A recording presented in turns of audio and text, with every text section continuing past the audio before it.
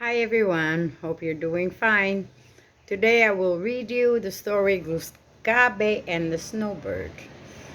And this story is told by Joseph Bruchak. So I will begin. Wawo ge Gluskabe. Here comes my story of Gluskabe, the good giant who always tried to help the people long ago. In the old days, Skunk was one of the most beautiful of the animals. His pure white fur, as white as new snow, was long and silky. All of the animals admired him, but Skunk was not happy. He saw how the people praised Gluskabe for doing great things. I, too, want to do great things, Skunk said. So he went to Gluskabe. Gluskabe, said Skunk, I would like to travel with you. You know that I am a good cook. If you let me come with you, I will prepare all your meals. Gluskabe knew this was so, and Gluskabe liked to eat good food. My friend, Gluskabe said, you may travel with me. For a time, things went well. Skunk cooked all the meals, and the two of them sat together in Gluskabe's lodge. Then, one day, a messenger came from the north. Great one, the messenger said. I have come to ask you for help. The snow has been falling for so long that we are unable to hunt, and we are running out of food. The snow is so deep that we are unable to gather firewood to heat our lodges. If you do not help us, we will surely die. I must go and speak to the snowbird, Gluskabe said. He is the one who controls the snow. Gluskabe began to make ready for his journey. Skunk packed his cooking gear, but Gluskabe stopped him. My small friend, Gluskabe said, you cannot go on this journey with me. The snow will be deep, and you will not be able to walk through it. I will be fine, said Skunk. If the snow gets deep, I will just walk on your footprints. Are you sure this is what you wish to do? This may be a difficult journey. I am sure, said Skunk. So Gluskabe allowed him to come along. As they walked toward the north, the snow grew deeper and deeper. At first, it was not hard for Skunk, but soon he found himself jumping from one of Gluskabe's footprints to the next. This was not easy, because Gluskabe was so large that his footprints were far apart. Skunk began to get angry at Gluskabe. He forgot that it was his own idea to come along. At last, they came to the hilltop where a great white bird stood.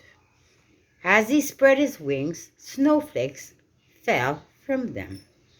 Hello, grandfather, said Gluskabe. Ah, Gluskabe, said the snowbird.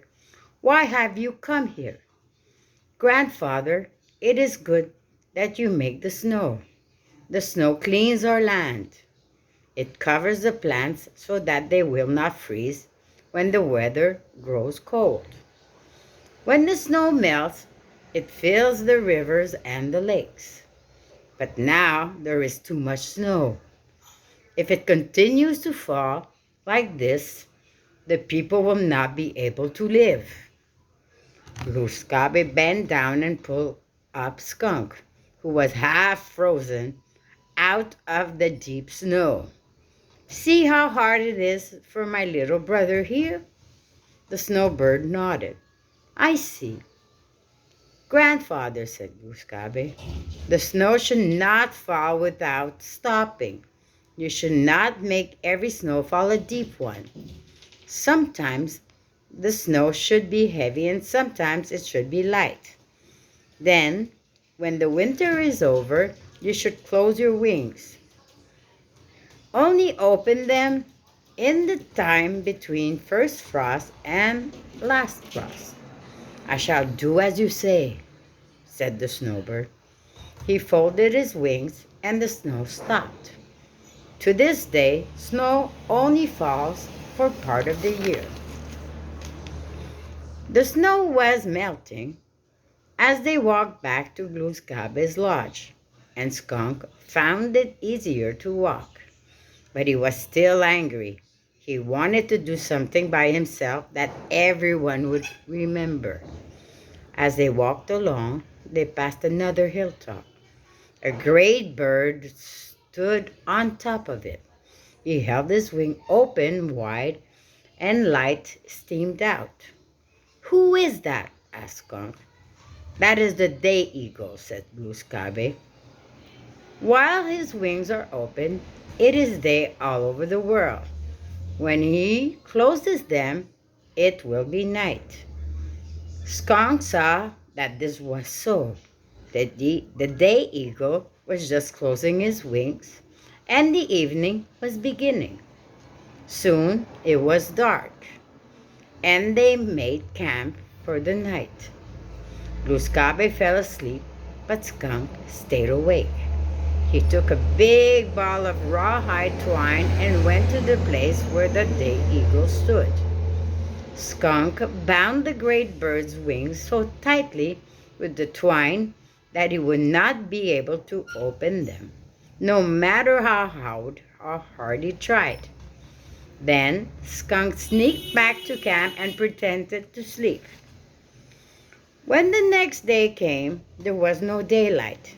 The birds and the animals wandered about in the dark.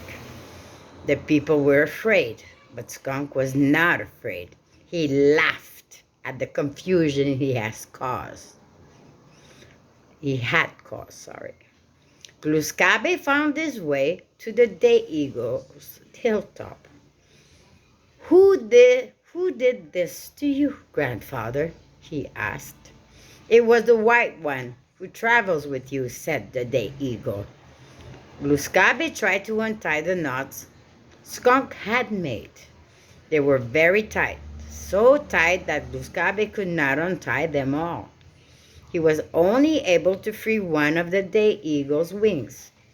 To this day, the day eagle can only open one wing. That is why half of the world is always dark, while the other half is light. The day eagle must keep turning around on his hilltop to share his light with the world. Gluskabe went back to camp, where Skunk was still pretending to sleep. "I know what you have done," Gluskabe said.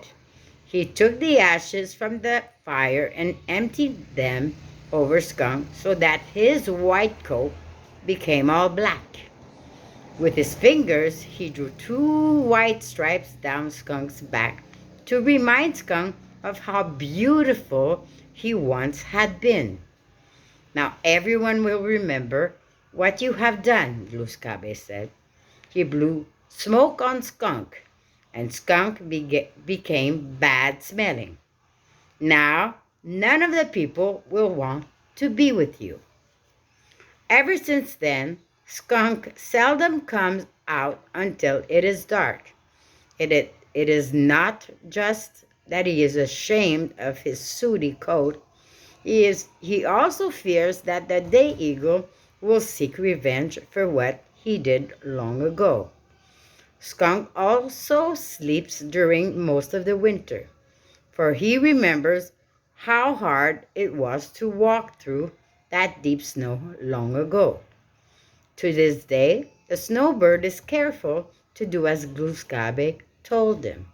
Sometimes, when the snow falls, there is much snow, and sometimes there is only a little. But the snow no longer falls without stopping. The snowbird always closes his wings at the end of winter. He does not open them again until long after summer ends. So, it is to this day, and that is the end. So please, you need to read the story, follow my video, and you will have an evaluation to see if you read the story. Please read it. You need to read it and follow in your book, and at the same time listen to the video. You will hear the pronunciation, and you need to pronounce, and you need to stop. Remember, when you have commas or period, you need to stop. So listen to everything I tell you. You know it's for your good. I want you to read very well. So have a nice day, and see you soon. Bye.